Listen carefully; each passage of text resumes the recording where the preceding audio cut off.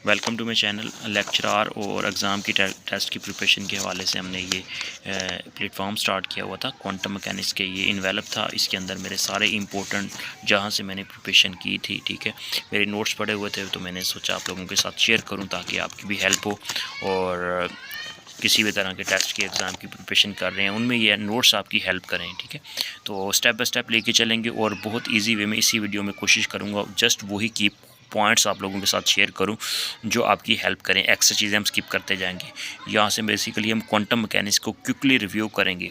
7th semester और की जो क्वांटम मैकेनिक्स है या एमएससी की जो क्वांटम मैकेनिक्स है, ठीक है। तो इसके अंदर पहले जो मेरे पास ये है नोट्स, इसको देख लेते हैं। इसके अंदर जो चीज़ें मेन हैं वही आप लोगों के साथ शेयर करनी है, बाकी एक्स्ट्रा चीज़ें आप स्किप करेंगे डेफिनेटली। और इसके अंदर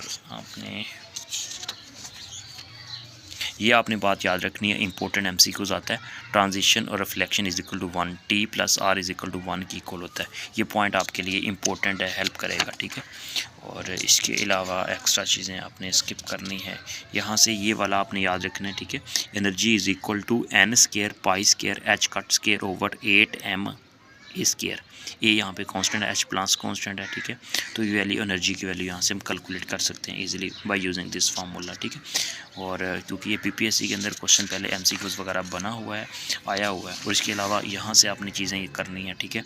और यहाँ पे अगर आप वैल्यूज़ वगैरह को पुट करते हैं तो हमारे पास तो आ जाता है n पाई ओवर 2 पाई x, ठीक है। इस चीज़ के इक्वल आता है, ठीक है। ये वैल्यू एमसीक्यूज के लिए इसको याद रखना है, ठीक है। n की वैल्यू 1 3 5 हो सकता है, 2 4 6 हो सकती है इसके लिए, ठीक है।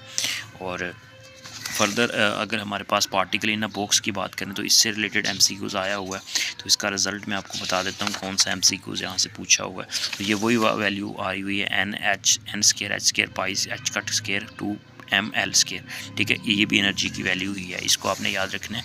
और ये बहुत इंपॉर्टेंट एमसीक्यूज है, 2/L under root sine n pi over L x, ठीक है। जस्ट ये वाला फैक्टर आप याद रखने का, 2/L अंडर रूट। ये कब आएगा, कब आपसे पूछा जाएगा, जब पार्टिकल इन अ बॉक्स की बात करेगा, ठीक है। तो ये डिफरेंट पोटेंशियल्स हम डिस्कस कर रहे हैं। तो यहाँ से आगे फर्दर हम बातें करें तो यहाँ पे ये मोमेंटम का जो हमारे पास ऑपरेटर होता है ये आपने याद रखना है, माइनस एयोटा एच कट। यहाँ पे ये डेल या बेसिक ऑपरेटर है बेसिकली। और यहाँ पे angular momentum in spherical coordinate system की बात करें तो इसके अंदर हमारे पास जो की कॉन्सेप्ट है, इसके अंदर ये आपने रिजल्ट याद रखना है, ये minus aorta h cut partial over partial 5, important बात है। और फर्दर यहाँ पे एल स्केयर मतलब एल की स्केयर ऑपरेटर जो है, इसका जो है बेसिकली ये आपने वैल्यू याद रखनी है, इसका फार्मूला इंपॉर्टेंट है। मैंने आपको बताया, मैंने की कॉन्सेप्ट को यहाँ पे हाईलाइट किया हुआ है ताकि आपको टाइम ना ज़्यादा देना पड़े। आप चीज़ों को उन्हीं चीज़ों को करें जो पीपीएससी के एग्ज़ाम में एमसीक्यूज वगैरह पूछे हैं, क्योंकि इतना डेप्थ में जाके ये क्वांटम मैकेनिक्स नहीं आती। मेन की चीज़ें पूछी जाती हैं। ये हमारे पास क्यूम्यूटिंग फंक्शन कौन सा होता है, नॉन क्यूम्यूटिंग फंक्शन कौन सा होता है, ये आपने याद रखना है, is equal to 0 not equal to 0। ये वाला इंपोर्टर है, कम्यूटेटर से ये एमसीक्यूज है। और फर्दर यहाँ पर आ जाता है x comma p x is equal to iota h cut की इक्वल होता है, ये प्रूव है, ठीक है।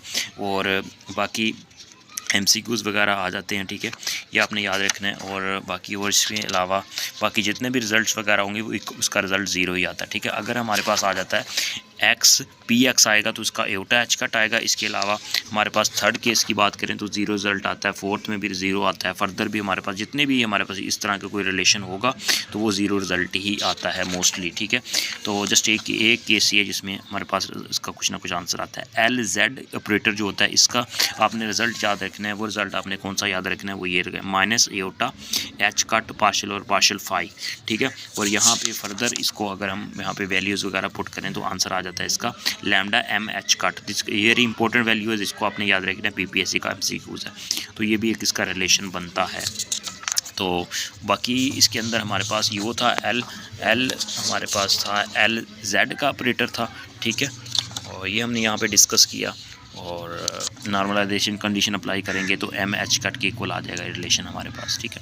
तो इसके अंदर ये इतना ही करना है। और फर्दर ये हमारे पास अगर हमारे पास आ जाता है एल जेड स्केयर आ जाता है ऑपरेटर, तो उसके लिए हमारे पास इसका जो रिजल्ट है उसको देख लेते हैं। उसके लिए हमारे पास L lambda is equal to L into L plus 1 H cut square, ये वैल्यू इसकी सिग्निफिकेंस बहुत ज़्यादा है, इसको आपने याद रखना, ठीक है। Matrix is representation of the angular momentum operator L Z, जब एल जेड आ जाएगा उसका रिजल्ट को यहाँ पे डिस्कस करेंगे तो हमारे पास मैट्रिक्स फॉर्म में, तो इसके हमारे पास आ जाता है, ठीक है। कुछ इस तरह का रिज़ल्ट आ जाता है, ठीक है। ये वाला रिज़ल्ट आप देख लीजिएगा, ठीक है, एम एच कट ये वाला, ठीक है। और इसमें ये आपने देख लेनी है चीज़ें, ठीक है। और फर्दर हमारे पास इसमें से इतनी कोई ख़ास बात नहीं है, जस्ट आप इसको लेफ़्ट कर सकते हैं, ठीक है। इसको लीव करें चीज़ों को, एक्स्ट्रा चीज़ें आपने नहीं करनी और ना ही इतना टाइम। ये श्रेडिंगर पिक्चर बेसिकली आप याद रखेंगे और हाइजेनबर्ग पिक्चर्स आपने देखनी है, ठीक है। इन दोनों में डिफरेंस क्या है, ठीक है। और हार्मोनिक ऑपरेटर क्या होता है, हार्मोनिक ऑसिलेटर, इसका आपने फार्मूला याद रखना है, वो आपको बताता हूँ। लास्ट टाइम पीपीएससी के अंदर वो एमसीक्यूज आया है, ठीक है। और इसके अंदर ये चीज़ें आ जाती हैं, ये हमारे पास E N into N plus 1 half into H cut omega, very important. ये 0 पॉइंट एनर्जी भी इसको कहते हैं, एनर्जी आइजन वैल्यू यहाँ से कैलकुलेट कर सकते हैं, बहुत इंपॉर्टेंट ये फार्मूला था। और बाकी फर्दर बात करें हमारे पास इसके अंदर एक्स्ट्रा चीज़ें आप स्किप करते जाएँ। और इसके अंदर ये एनर्जी की वैल्यू, एनर्जी आइजन वैल्यू इस फार्मूले से कैलकुलेट कर सकते हैं। बाकी ये भी पीपीएससी के अंदर क्वेश्चन वगैरह आ सकता है, लेकिन आया नहीं है, लेकिन इसको भी आप देख सकते हैं, बाकी आए हुए हैं, ठीक है। और फर्दर अनसर्टेनिटी प्रिंसिपल क्या होता है, इसको आप देखिएगा, ठीक है। इसका फार्मूला आपने नोट कर लेना, ठीक है। पीपीएससी के अंदर क्वेश्चन वगैरह पूछा हुआ है 2020 में, और इसी तरह ये कुछ फार्मूलाज वगैरह हैं, ठीक है। मोमेंटम और पोजीशन के बारे में और एनर्जी और टाइम के बारे में ये फार्मूलेज वगैरह दिए हुए हैं, इनको नोट डाउन कर लीजिएगा। नोट्स अपने इन चीज़ों को आपने नोट डाउन कर लेना। 0 पॉइंट एनर्जी जैसा कि मैंने आपको पहले बताया, ठीक है, वो उसी फार्मूले से कैलकुलेट कर सकते हैं। ये हमारे पास 0 पॉइंट एनर्जी की वैल्यू है। और फर्दर हम बात कर लेते हैं, हमारे पास ये टोटल मोमेंटम का ऑपरेटर है, यहाँ पे यूज़ ये वैल्यू आपने याद रखनी है। और उसके बाद आपने याद रखना है यहाँ से फर्दर ये फार्मूला याद रख लेना है। और उसके बाद नेक्स्ट अगर हम बात करें तो ये नोट्स भी, इसको भी आप साइड पे कर दें, ठीक है। इसको हम ऐसे मेन चीज़ें बता दी हैं, अब ये आपने यहाँ से करना है, ये भी मेरे नोट्स हैं। फंक्शन क्या होता है, इसकी वैल्यू आपने याद रखना है। इसके लिए ना यहाँ पे कुछ नॉर्मलाइजेशन कंडीशन की वैल्यू, इसको आपने याद रखना है। तो ये इंपॉर्टेंट नोट्स हैं, ठीक है। इसकी ना आपने ये वैल्यू याद रखनी है, बड़ी इंपॉर्टेंट है, यहाँ से एमसीक्यूज़ वगैरह बनते हैं और आए भी हुए हैं, ठीक है। ये वेल डिफाइंड वेव फंक्शन कौन सा होता है, ये 3 कंडीशंस हैं, ठीक है। कंटिन्यूस, सिंगल वैल्यूड और ये वाला, ठीक है, continuous and the single value everywhere, ये, ठीक है। फिनाइट का सोल्यूशन, ये अपनी 3 पॉइंट्स आपने याद रखने हैं, ठीक है। इसको मैं जूम कर देता हूँ, इसको देखें, ठीक है। ये आपने पढ़ लेनी है, बहुत इंपॉर्टेंट है, यहाँ से एमसीक्यूज़ बनता है। Normalization function is equal to 1 आता है, नॉर्मलाइजेशन कंडीशन, ये भी पीपीएससी के अंदर क्वेश्चन पूछा हुआ है। और ये वेव फंक्शन की इक्वेशन है, ये आपने याद रखनी है, वेव इक्वेशन है, ठीक है, ये वाली। और फर्दर अगर हम मूव करें तो हमारे पास ये श्रेडिंगर टाइम डिपेंडेंट और इक्वेशन क्या होती है, और श्रेडिंगर टाइम इंडिपेंडेंट इक्वेशन क्या होती है, ठीक है। ये इक्वेशन आपने याद रख लेनी है और इसको कन्वर्ट कर लेना है, ठीक है। ये डिफरेंट इसकी हमारे पास एनर्जी की फॉर्म में भी इसको कन्वर्जन देखिएगा, ठीक है। ये इंपॉर्टेंट चीज़ें हाईलाइट की हुई हैं, इनको आप वीडियो को पॉज करके रीड कीजिएगा, ठीक है। तो मेरी कोशिश है क्विक रिव्यू यहाँ पे मैं आपको दूँ, यहाँ पे लीनियरिटी एंड सुपरपोजिशन क्या होता है, ठीक है। तो ये भी कुछ लाइनें हैं, इनको आपने रीड कर लेना वीडियो को पॉज करके। एक्सपेक्टेशन वैल्यू कौन सी होती है, ठीक है, और इसको आप देख लीजिएगा जस्ट। और ऑपरेटर क्या होता है, ऑपरेटर जैसे energy operator, very important, mostly पूछा जाता है एनर्जी ऑपरेटर क्या होता है, और इसकी वैल्यू आपने याद रखनी है, ठीक है। और टाइम डिपेंडेंट होता है एनर्जी ऑपरेटर, वेरी इंपॉर्टेंट ये बात, ठीक है, टाइम वाली। उसी तरह हमारे पास काइनेटिक एनर्जी ऑपरेटर और मोमेंटम ऑपरेटर, और ये हमारे पास आ जाती हैं वैल्यूज़। और इसके बाद टाइम इंडिपेंडेंट हमारे पास ये स्टडी फॉर्म इक्वेशन है, श्रेडिंगर इक्वेशन, इसको आपने याद रखना है, ठीक है। इसको हैमिल्टन की फॉर्म में किस तरह कन्वर्ट किया गया वो भी आपने याद रखनी है बात।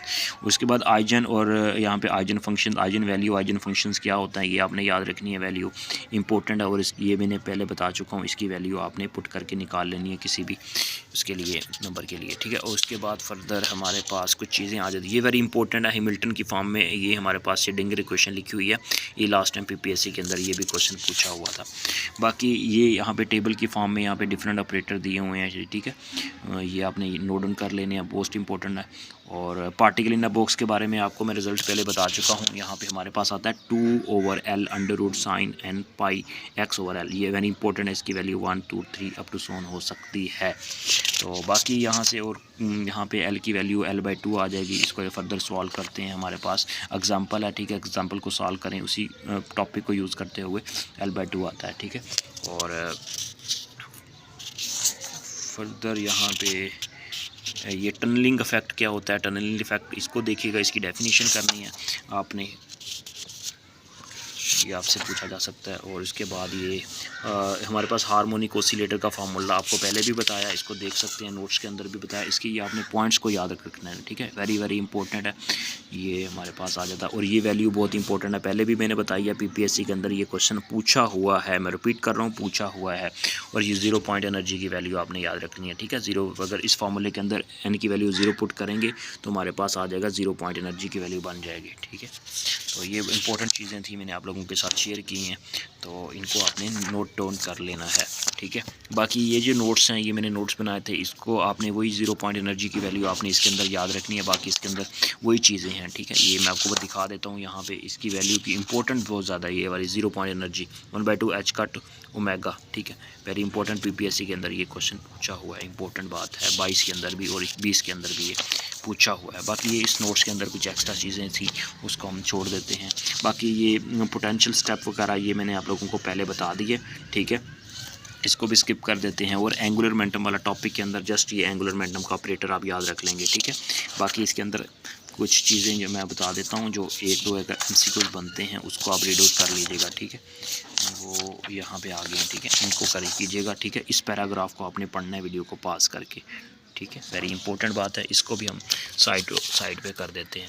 बाकी अब हमारे पास ये मैनी इलेक्ट्रॉन सिस्टम है, ये वाला जो 2 पेजेस हैं, इसके अंदर आपने क्या करना है, आपके पास ये वाले आपने वैल्यूज़ याद रखनी है, ठीक है। फर्मी डायराक स्टैटिस्टिक्स और फर्मियोन्स कौन से होते हैं, और बोज आइंस्टाइन स्टैटिस्टिक्स और बोसोन्स कौन से होते हैं, ये 2 बातें आपने याद रखनी है, ठीक है। वीडियो को पास कर लीजिएगा, या जहीं से भी आपको मटेरियल मिलता है ईजी वे में आप इसको पढ़ सकते हैं, वेरी इंपॉर्टेंट है। तो इस पेज को भी हम, इन नोट्सों को भी एक्स्ट्रा साइड पे कर देते हैं। बाकी ये चीज़ें एक्स्ट्रा हैं और इस चीज़ों को भी एक्स्ट्रा है, और ये वाले नोट्स वगैरह ये भी एक्स्ट्रा नोट्स हैं, इसको और इसके अंदर देख लेते हैं। इसके अंदर कोई काम की बात हो तो आपको, ये पोटेंशियल ये मैं आपको लोगों को बता चुका हूँ स्टार्ट में, तो ये भी डिस्कस कर चुका हूँ। और यहाँ पे ये उसकी श्रोडिंगर वेव इक्वेशन है, स्टेप पोटेंशियल, ये भी मैं आपको बता चुका हूँ पहले नोट्सों के अंदर से MCQs। और ये भी पोटेंशियल है, इसको भी छोड़ दें। और इसके अंदर देख लेते हैं, ये वेरी इंपॉर्टेंट है। इसके अंदर जो क्वांटम मैकेनिक्स के अंदर शॉर्ट क्वेश्चंस दिए हुए हैं, बोहर कॉरस्पॉन्डिंस प्रिंसिपल क्या होता है, वेरी इंपॉर्टेंट, इसको नोट डाउन कर लीजिएगा, ठीक है। बाकी यहाँ पे ये मैंने आपको पहले भी बताया, इक्वल टू 0 होता है, ये पीपीएससी के अंदर क्वेश्चन पूछा हुआ है, ये शो दैट है। फर्दर अगर हम बात करें, हमारे पास जो MCQs वगैरह बन सकते हैं, हमने उन्हीं चीज़ों को डिस्कस करना है। ये हमारे पास श्रोडिंगर इक्वेशन है, हैमिल्टन की फॉर्म में, नोट डाउन कीजिएगा, ये पहले भी बताया मैंने आपको दूसरे नोट्सों में से। और ऑपरेटर क्या होता है, उसकी डेफिनेशन आप जस्ट माइंड में रखिएगा, आपसे पूछा जा सकता है। उसके बाद काइनेटिक एनर्जी ऑपरेटर आपने याद रखना है, और ये प्रूव करना है कि eigenvalue of the hamiltonian operator जो होते हैं वो रियल्स होती हैं, वेरी इंपॉर्टेंट बात है, ये MCQs है, बड़ा इंपॉर्टेंट MCQs। और फर्दर हम चीज़ों को देखें अगर स्टेप बाय स्टेप, और कोशिश है कि चीज़ें वही लेके चलें जो आपकी हेल्प करें, ठीक है। बाकी ये लीनियर ऑपरेटर और ये वैल्यू,